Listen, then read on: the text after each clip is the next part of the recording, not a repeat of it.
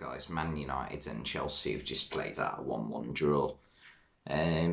Chelsea in the first half were by far the better side. It looked like another one of them performances by United in the first half that was just shockingly bad, like the ones against Man City and Liverpool this season, and also the one against Arsenal last week.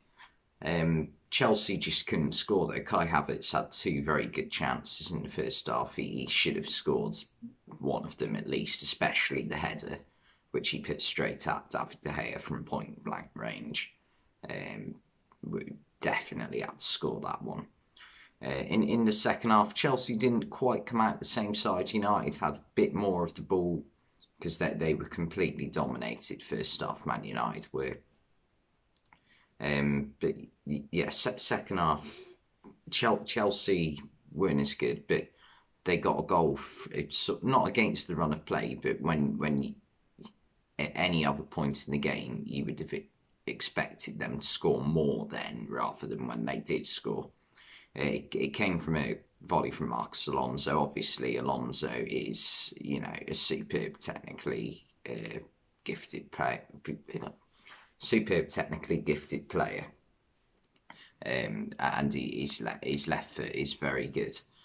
And yeah, he picked out the corner really well with the shot, and yeah, that made it 1-0. And then you're thinking, okay, United, they're finished here. They can't. There shouldn't really be any way that Chelsea should let them come back into this, but United responded instantly with a superb chipped ball from Nemanja Matic over the top to Cristiano Ronaldo. Ronaldo, brilliant first touch, and hammers it into the roof of the net.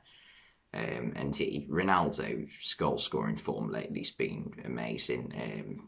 Like Martin Tyler said after he scored, that out of the past 9 Premier League goals that Man United have scored, Cristiano Ronaldo scored 8 of them, which, I mean, their reliance on Ronaldo at the moment is ridiculous. I know you can make an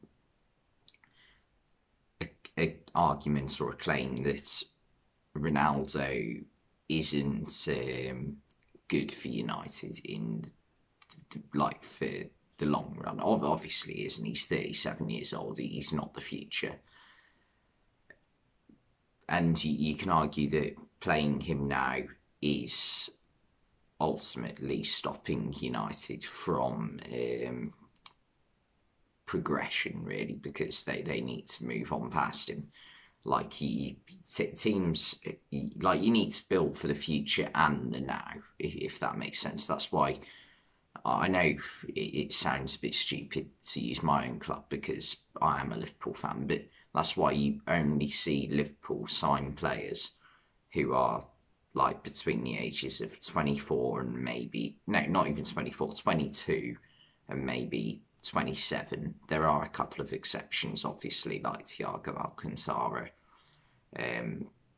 But Liverpool build for the now and the future. Whereas I feel United, it's almost like just for what can we do to keep the fans happy for now, sort of. And Ronaldo is like doing an amazing job at the moment, but he at the same time he is potentially stopping United from moving forward or trying to learn how they need to proceed, if that makes sense. I'm getting my words all wrong again. But yeah, you can't argue that he is saving Man United on some occasions this season. Yeah, but again, no, it wasn't a great performance from United. A 1-1 draw definitely flattered them. Chelsea were the better side, and Chelsea will feel disappointed that they couldn't come away with a victory. Reece James hit the post late on, a lovely flick from Mason Mount to pick him out. It was like he sort of had like a mirror on his left shoulder, Mason Mount, and just saw Reece James coming from behind him because it was a brilliant pick out, and James opened his body up and did exactly the right thing. It was just the calibration of the shots was just an inch off, and it hit the outside of the post and went wide.